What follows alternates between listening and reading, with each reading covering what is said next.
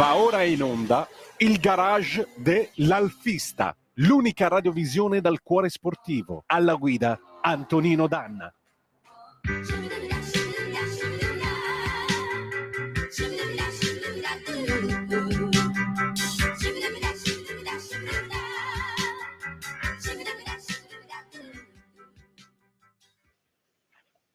Antonino, te la linea.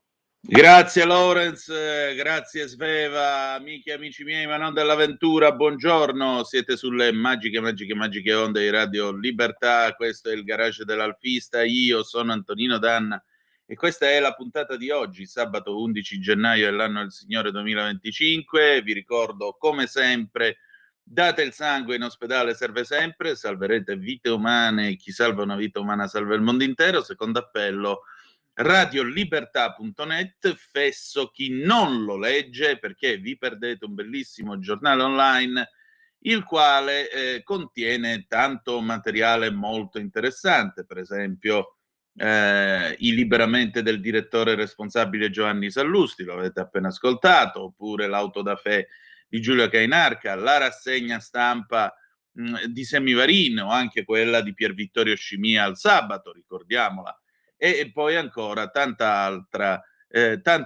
informazione croccante e molto interessante per voi. Orbene, noi siamo giunti adesso, vi ricordo sempre 340 670 9659 per le vostre zap o WhatsApp che dir vogliansi, oppure 029294 7222 se avete voglia di intervenire attraverso il telefono. Siamo giunti alla parte finale della nostra della nostra celebrazione dell'Alfetta 1600 che in questi giorni appunto ha compiuto 50 anni e adesso noi parliamo, ve l'abbiamo raccontata in versione monofaro nella scorsa puntata, vi abbiamo raccontato anche l'origine del modello Alfetta 1600 che in origine era intesa anche come versione economica della sorella maggiore 1800. Oggi però abbiamo un gradito ospite che dovrebbe essere già con noi al telefono perché ho sentito un po' di rumore di fondo, quindi di sicuro c'è, ora ve lo vado a presentare. È il presidente del GAS, il gruppo Alfisti Salernitani, ma anche il presidente del club Araba Phoenix di Battipaglia ed è il mitico Walter Marano. Mr. President, buongiorno. Buongiorno direttore, qua si lavora, siamo in carrozzeria vicino a un altro pezzo storico, ma oggi non parliamo di lei ma della nostra Alfetta 1600. Sì, e tra un po' i pezzi storici in carrozzeria saranno due, poi ne parliamo, sì. Avremo modo di parlarne. Walter, allora, Alfetta 1600, noi stiamo già proiettando le foto di questa bellissima Alfetta 1600 che, correggimi se sbaglio, dovrebbe essere blu per vinca. Questo è blu per vinca, no, non è il blu olandese. Blu olandese, direttore, blu olandese. È il classico blu scuro, quello delle forze di polizia, sì. Insomma, in uso alle nostre forze di polizia. Ecco, perché ricordiamo che il nostro Walter è anche luogotenente dell'Arma dei Carabinieri. E allora, dove hai trovato questa Alfetta intanto? Allora, questa Alfetta l'ho trovata qualche anno fa da un regista cinematografico che l'aveva presa in Sicilia qualche anno prima. Facendo noi spesso film e videoclip musicali è nata questa amicizia con questo bravissimo regista, il quale mi disse che aveva questa bella Alfetta 1600, ma che con l'avanzare dell'età, insomma, aveva qualche piccolo problemino di salute e non riusciva più a farla uscire dal garage. Dunque era mestamente sistemata sotto le copertine di un garage di Catania, nella provincia di Catania. Al che io dissi al regista: ma è un peccato, insomma, che questa macchina sia chiusa dentro un garage a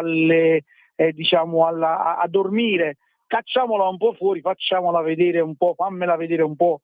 E insomma, quando mi mandò le foto mi rimasi subito affascinato, perché il colore, il blu olandese sull'Alfetta, insomma, dà quel segno come quando venivano in giro le Alfette dei carabinieri blu e la gente quando le vedeva si terrorizzava, no? Sì. Perché quando i tempi degli anni 70, insomma, erano miti. E mi innamorai subito e dissi, amico mio, questa macchina deve venire a casa mia. E ci fu una piccola lotta, insomma, tira e molla, ma poi alla fine sono riuscito a portarla via dalla Sicilia ed ora è chiaramente nella mia scuderia ed è una delle più coccolate, insomma. Ecco, tra l'altro, quando tu hai preso questa macchina, si è scatenato un dibattito tra di noi, insomma, che abbiamo realizzato la versione cartacea del garage dell'Alfista, perché questa macchina ti è arrivata ed è nato un piccolo mistero. In realtà a te è arrivata monofaro, non è arrivata con 4 fari. Ed è scoppiato un Sì. dibattito, infatti, su questo. Mi ricordo male o è andata così? No, si ricorda benissimo, Ah. benissimo perché in effetti era arrivata a monofaro, perché praticamente chi probabilmente gliel'aveva a suo tempo restaurata questa macchina, o per un vezzo del vecchio proprietario, o per come si faceva all'epoca, che quello che trovavano ci mettevano vicino, insomma, un po' come la 500. Questa Alfetta era stata praticamente allestita a monofara davanti. In realtà poi con gli studi nostri, facendo anche la ricerca a RIAR, facendo una miriade di accertamenti e di telefonate, scopriamo che in realtà era una unificata, dunque una semplificata, e però già dal 77 in poi non era più monofaro, bensì doppio faro con scudo largo, mentre invece noi l'avevamo trovata con il monofaro con lo scudo stretto. Insomma, ho dovuto fare tutta una ricerca intanto per capire effettivamente il modello, qual era precisamente. Poi, avendo accertato che il modello era una semplificata, diciamo dal 77 in poi ho dovuto poi chiaramente comprare e restaurarla così come era previsto dalle carte che avevamo acquisito, insomma anche il certificato di origine che avevamo preso da RIAR.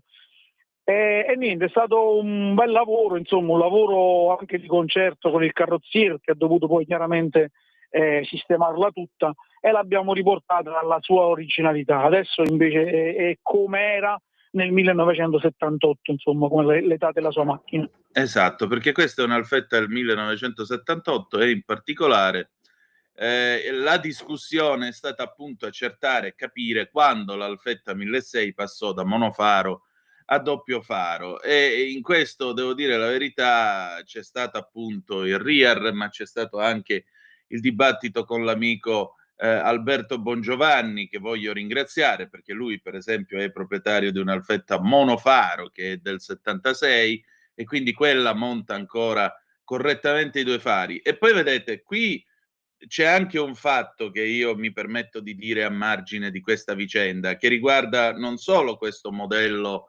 particolare, ma quasi tutti i modelli monofaro che l'Alfa Romeo produceva a quel tempo, ed è una cosa che si è vista anche con le ultime, con le nuove Giulia e Giuliette, si sono fatti questi lavori. Cioè, molto spesso la versione monofaro veniva considerata un po' spoglia nel frontale. Allora le soluzioni che si adottavano erano 2: o si montavano i fari di profondità gialli sopra il paraurti, un po' più diciamo così, vicini ai due fari normali, e quindi sembrava che la macchina avesse 4 fari, oppure si smontava il frontale originale e ci si montava il frontale appunto della sorella maggiore 1800 e la si faceva a 4 fari. Di Alfette 1600 monofaro convertite a doppio faro, veramente c'è l'imbarazzo della scelta, ne trovate quante ne volete. Poi però guardate quanto è lungo il paraurti dietro, guardate l'anno di nascita e vi rendete conto che in realtà era una monofaro e non una doppio faro. L'altra cosa che si fa oggi, per esempio con la Giulietta o anche con la nuova Giulia, si smontano i paraurti, si smontano i frontali originali e vengono aggiornati all'ultima versione, perché il proprietario ama vedere il nuovo tipo di scudo anziché vedere il tipo di scudo tutto cromato originale che c'era per esempio sulla Giulietta del 2010 nella prima versione, io l'ho avuta, eccetera, eccetera, eccetera. Modifiche estetiche che si facevano nell'Italia di allora. Quindi quando poi però si tratta di passare all'originalità, lì dovete per forza sudare le sette camicie e trovare la soluzione. Walter, ma che cosa avete dovuto sistemare in questa macchina? Ma tutto il frontale, direttore, tutto il frontale davanti, perché chiaramente dietro avevano fatto delle modifiche e chiaramente abbiamo, con il carrozziere abbiamo dovuto riportare diciamo, la lamiera e abbiamo dovuto prendere tutta la parte diciamo, della lamiera anteriore e riportarla diciamo, all'origine, e prendere i fari che mancavano, perché consideri che la mascherina davanti è completamente diversa dalla monofaro. Dunque abbiamo dovuto comprare la mascherina davanti nuova, che è composta dai 4 fari più le due alette che poi vanno centrali, le 2 alette centrali con lo scudo largo. Lo scudo di nuovo comprarlo da capo, perché quello dello scudo stretto non calzava più, chiaramente, perché essendo uno scudo largo va messo lo scudo largo, il logo davanti cambia perché non è più quello, insomma, tantissime cose abbiamo dovuto riprendere, ma l'abbiamo fatto veramente con passione, perché poi riportare una macchina al suo stato insomma originale è una sorta di vittoria, no? Per chi come noi ama trovare le macchine così come sono state fatte in origine, o quantomeno cercare di riportarle il più possibile all'origine. Senti, ma veniamo alla domanda da $1.000.000, perché quando ormai è una specie di guerra di religione all'interno della grande famiglia degli alfisti di rito alfettista. L'Alfetta 1600 è sottomotorizzata, sì o no? Allora, questa è una domanda effettivamente da $1.000.000 e io le rispondo di no, ma solo per il fatto che chi la guida come me giornalmente si può tranquillamente accorgere che le diversità di prestazioni non sono tantissime, non sono moltissime, soprattutto nel breve tratto, anzi forse direi che la 1600 va molto meglio della 1800, ma veramente non la vede proprio.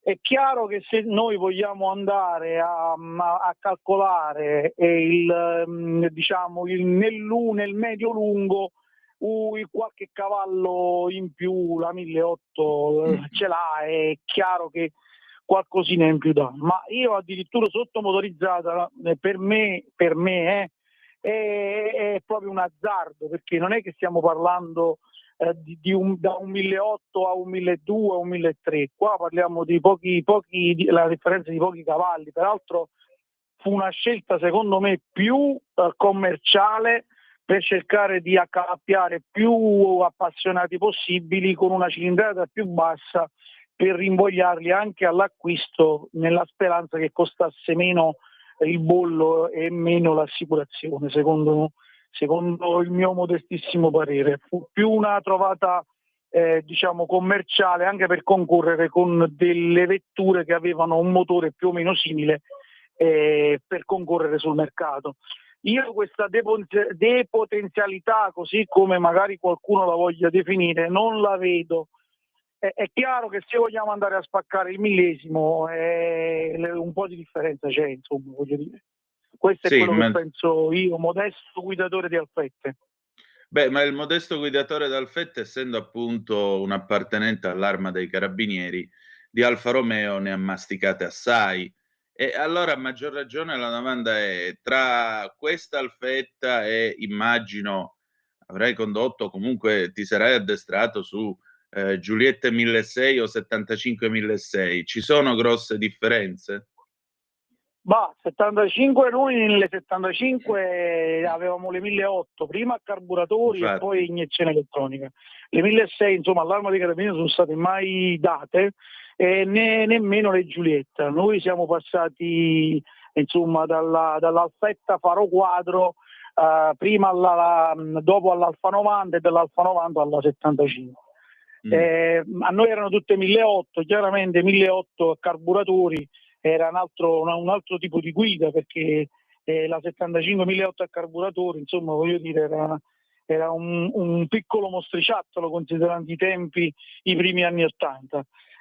Consideri pure che avevamo dei meccanici nelle nostre officine che erano degli specialisti di modello, e quelle macchine erano un po', insomma, migliorate, ecco, diciamo così. Dunque era un altro tipo di guida rispetto alle Alfette, insomma, molto molto diverso. Chiaro. La 75 era anche molto più pericolosa da guidare, insomma, perché chiaramente non aveva la stazza e la portanza di un'Alfetta, bisognava saperla guidare, altrimenti andavi subito fuori strada, insomma, perché se ne andava dietro e andavi a sbattere. Dunque bisognava saperla tenere in strada. Dunque sono, diciamo, guide assolutamente diverse, veicoli assolutamente diversi, insomma. L'Alfetta finisce la sua storia all'inizio degli anni 80 con l'ultima serie 82-85, e la 75 ne diventa poi la padrona della strada, insomma, fuori. Sì. Erano bei periodi, direttore, erano bei periodi dove ancora si poteva fare, cosa che purtroppo oggi è preclusa in quasi tutto. Basta vedere un po', sentire, vedere un po' gli ultimi avvenimenti, per rendersi conto che ormai non conviene correre dietro più a nessuno, insomma, voglio dire. E non aggiungiamo altro, per carità di patria, diciamo così. Ora però mi rivolgo al presidente del GAS e del club Araba Phoenix. Quali sono i vostri prossimi impegni? Allora, noi usciremo adesso per Carnevale, a un raduno di Carnevale, andremo in Costiera Amalfitana, andremo a visitare una ceramica vietrese, le famose ceramiche vietresi, andiamo a fare una visita a una ceramica vietrese con una visita guidata dove praticamente porteremo i nostri soci a vedere come si realizzano le ceramiche ancora in maniera artigianale, e le ceramiche della Costiera Amalfitana con le sue bellezze, e sono sempre dei posti meravigliosi da visitare. Dunque faremo questa uscita carnevalesca e stiamo preparando un po' le carte per poter iniziare a fare questo secondo evento, visto che il primo siamo usciti all'Epifania, insomma, non perdiamo occasione per farle uscire le nostre macchinette. Questa è la cosa più importante, non sono pezzi da museo. Questo lo vorremmo dire a chi ci ascolta. Non stiamo parlando di pezzi da museo, stiamo parlando di automobili che hanno tutto il diritto di continuare a circolare sulle strade di questo paese. Allora, noi siamo alla fine della nostra trasmissione. Intanto grazie Walter e buon lavoro al gruppo Alfisti Salernitani e al club Araba Phoenix. E grazie ancora per essere stato con noi quest'oggi, insomma. Buona Alfetta, direi. Direttore, io la ringrazio per la stima e l'amicizia che ci lega ormai da diversi anni. Io quando la sento mi sento sempre bene. Dunque aspetto sempre sue chiamate e sono sempre a disposizione. Un abbraccio a tutti gli ascoltatori e ci sentiamo presto. Grazie ancora. Grazie ancora e un abbraccio, caro Walter. E adesso noi chiudiamo qui la nostra trasmissione. Appuntamento lunedì alle 18.05 trattabili con Zoom, il drive time in mezzo ai fatti, o se preferite sabato 18 gennaio, ancora una volta alle 9.35 trattabili, il garage dell'Alfista tornerà ad aprire i battenti. Venitevi a prendere un caffè da noi che, come vedete, si sta bene, l'atmosfera è simpatica, ma chi ve lo fa fare di uscire che fa pure freddo? Grazie a tutti e ricordate che the best is yet to come, il meglio deve ancora venire. Vi ha parlato Antonino Danna. Buongiorno.